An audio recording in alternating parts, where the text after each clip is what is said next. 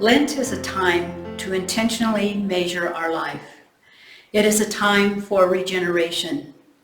It is a time to refocus our lives. These 40 days are like a spring cleaning. We can choose to clear out the clutter of our spiritual lives. We can use it as an opportunity to reshape the patterns of our lives so that we can live more fully. Benedict, in chapter 49 of the Holy Rule on Lent, says, "During these days, let us add something to our usual service and practices with the joy of the Holy Spirit." Can we cultivate a joyful response in the call to return to God wholeheartedly? To rejoice in our God who is gracious, merciful, slow to anger, rich in kindness, loving and forgiving? To be ambassadors of Christ, being messengers of hope and joy in our giving alms, prayers, and fasting? Observances in this season vary from person to person.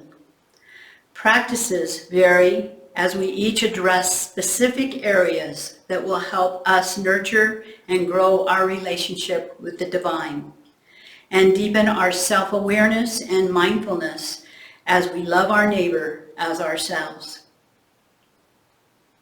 As we face a world fractured by war, starvation, violence, racism, and all the numerous isms, as we live in families and communities with the separation from comparisons, competition, and the righteousness of closed-mindedness, I offer two stories for us to consider as we move into this Lent 2022. The Zen master Hakuin lived in a town in Japan. He was held in high regard, and many people came to him for spiritual teaching. Then it happened that the teenage daughter of his next-door neighbor became pregnant. When being questioned by her angry and scolding parents as to the identity of the father, she finally told them that he was the Zen master, Hakuin. In great anger, the parents rushed over to Hakuin and told him with shouting and accusing that their daughter had confessed that he was the father. As he replied, he said, "Is that so?" News of the scandal spread throughout the town and beyond. The master lost his reputation. This did not trouble him. Nobody came to see him anymore. He remained unmoved. When the child was born, the parents brought the baby to Hakuin. "You are the father, so you look after the child." A year later, the mother remorsefully confessed to her parents that the real father of the child was the young man who worked at the butcher shop. In great distress, they went to see Hakuin to apologize and ask for forgiveness. "We are really sorry. We have come to take the baby back. Our daughter confessed that you are not the father." "Is that so?" is all he would say as he handed the baby over to them.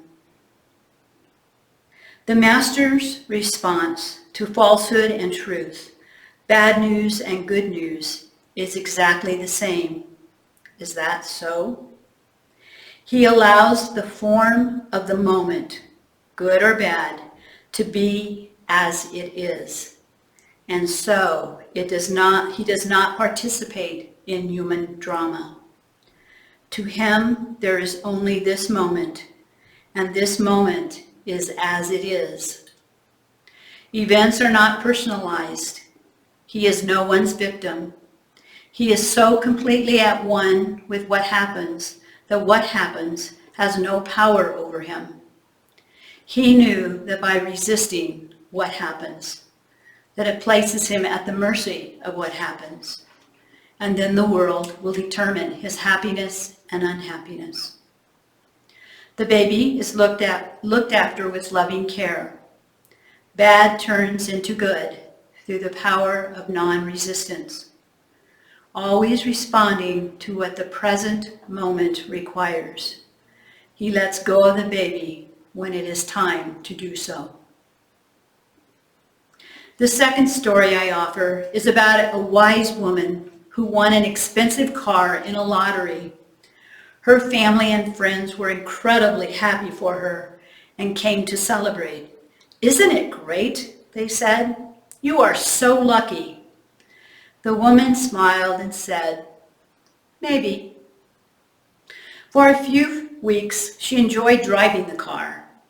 Then one day, a drunken driver crashed into her new car at an intersection, and she ended up in the hospital with multiple injuries. Her family and friends came to see her and said, "That was really unfortunate. Again, the woman smiled and said, "Maybe."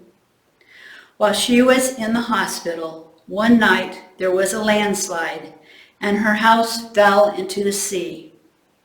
Again, her friends came the next day and said, "Weren't you lucky to have been here in the hospital?" Again, she said, "Maybe." The wise woman's maybe signifies a refusal to judge anything that happens. Instead of judging what is, she accepts it, and so enters the conscious alignment with a higher order, the wisdom of non-judgment of events, circumstances, and people. Year after year, Lent invites us to break from our normal routines, acquired thoughts, and habitual actions so that we can refocus our lives on God. Can we cultivate an attitude of non-resistance? Can we cultivate an attitude and practice of non-judgment? I hope that our hearts might expand with remarkable joy as we dare to dissolve barriers through non-resistance to what is and non-judgment that moves us to acceptance. Sisters and friends, Ash Wednesday is not meant to be disheartening.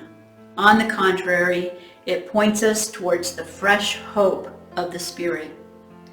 By choosing to live differently than the world around us, let us joyfully declare that our hope rests firmly in the one who created us, the one who is gracious, merciful, slow to anger, rich in kindness, loving, and forgiving. Let us be messengers of that same gracious mercy, kindness, love, and forgiveness.